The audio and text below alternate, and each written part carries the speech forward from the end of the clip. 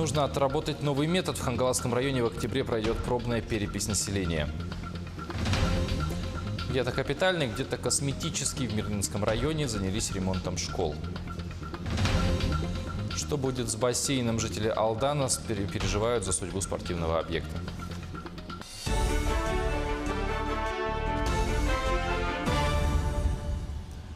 В эфире новости, в студии Павел Танин. Здравствуйте. В интернете появилась информация о загрязнении реки Лены в Алекнинском районе. На место происшествия ниже села Саняхтах выехали госинспекторы Алекнинского комитета охраны природы. Как сообщает пресс-служба Министерства экологии, сейчас проводятся контрольно-надзорные мероприятия. Будет проведено обследование территории и акватории реки, а также береговой линии. Отобраны пробы природных сред. По результатам экспертизы будет принято процессуальное решение. Между тем, сегодня в Минэкологии начинается прием граждан, записавшихся на получение лицензии на охоту по электронной очереди. Количество записанных превышает 4500 человек. Согласно приказу ведомства, прием проводится исключительно по электронным спискам по дате и времени, опубликованным на портале Е-Якутия. Заявителю нужно будет предъявить документ, удостоверяющий личность, и пин-код, отправленный системой в личный кабинет заявителя на портале. Россия готовится к пробной переписи населения. Она пройдет с 1 по 31 октября в два этапа. Первый всероссийский, второй локальный. Он затронет 10 районов в 9 субъектах страны, в том числе Хангаласский район Якутии. При этом республика впервые попала в список регионов. Во время пробного этапа планируют отработать новый для России способ сбора информации о населении. Самостоятельное заполнение гражданами переписных листов на едином портале госуслуг. Сама же перепись пройдет в 2020 году. Хангаласский район для пробной переписи выбрали по нескольким пунктам. Хангаласский район значителен по территории. Там есть как и доступные населенные пункты, имеется в виду в части транспортной инфраструктуры. Также есть и значительное количество, то есть около 30% населенных пунктов отнесено к труднодоступным. То есть в период пробной переписи мы, конечно, одной из задач становится, а как мы сможем добраться, как смогут добраться переписчики. Также Хангаласский район имеет населенные пункты, обеспечен устойчивым и доступным интернетом. Также есть населенные пункты, где доступ к интернету является очень проблематичным. На Дальнем Востоке и Крайнем Севере появятся долгосрочные тарифы. Соответствующий указ подписал Владимир Путин. Теперь регионы смогут устанавливать долгосрочные тарифы на электроэнергию в технологически изолированных энергосистемах. Речь о сроке от 5 лет вместо текущего 1 года. Коридор цен утвердит Госкомцен. В Минэнерго не раз подчеркивали, что действующая редакция закона не добавляет стабильности и создает препятствия для крупных инвестиционных проектов. Выгоду от принятия закона помимо Якутии могут получить Камчатка, Магаданская область, а также Сахалинская область, Чукотка и Таймыр. Долгосрочные тарифы помогут им увеличить мощности, повысить уровень энергетической безопасности, а также обеспечить условия для развития возобновляемой энергетики. А на Якутской ГРЭС-2 продолжает подготовку к отопительному сезону. Основное внимание уделяют наладке оборудования и устранению недостатков, которые обычно возникают в так называемый период роста нового объекта. Напомним, что с момента запуска Якутской ГРЭС-2 произошло 5 случаев перебоя с электричеством. На сегодняшний день все технологические нарушения расследованы и 80% плановых работ выполнены. Все ремонтные работы завершат к середине сентября. И к новому отопительному сезону станция выйдет с выполненным планом. Полностью пересмотрели систему обеспечения собственными нуждами.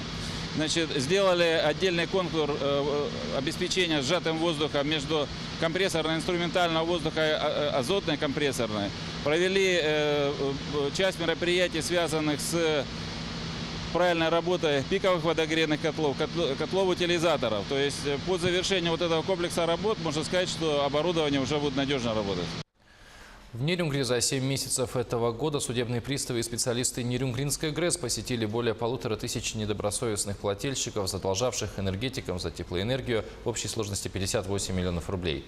Должникам вручили 42 судебных требования о погашении задолженности. Энергетики рекомендуют не ждать судебных приставов, а оплачивать начисления своевременно или заключать соглашение о поэтапном погашении задолженности.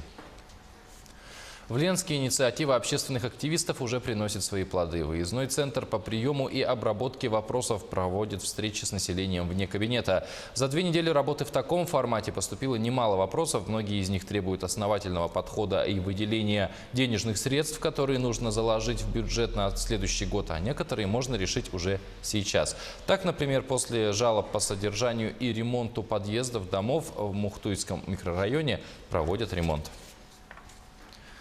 Отменить третью смену в школах, повысить квалификацию учителей и цифровизовать сами школы. Такие задачи ставит национальный проект образования. Паспорт проекта подготовило Министерство просвещения страны. В рамках проекта в 16 тысячах школ в сельской местности и малых городах планируют создать материально-техническую базу для реализации образовательных программ цифрового и гуманитарного профилей.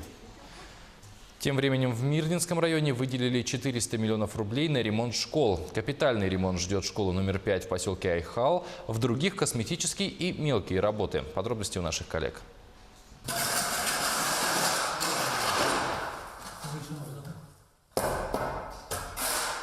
В 7-й школе полным ходом ремонт. Сейчас рабочие заливают новый пол в тамбуре. Также отремонтируют лестницу, заменят цокольное покрытие и обновят площадку при входе.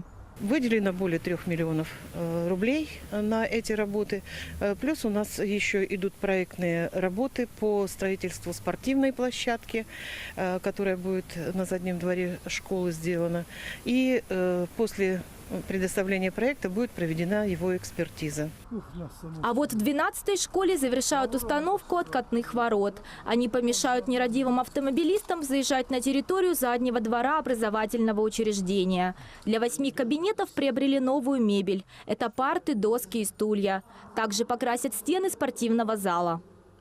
Из средств субвенции 1 520 000 на приобретение учебников и мебели. Мебель у нас уже собрана, установлена в классных комнатах. Из средств, которые предусмотрены комплексным планом, это установка освещения по периметру здания, работа по улучшению качества работы сервера, связанного с видеонаблюдением по всей школьной территории. Ну и другой.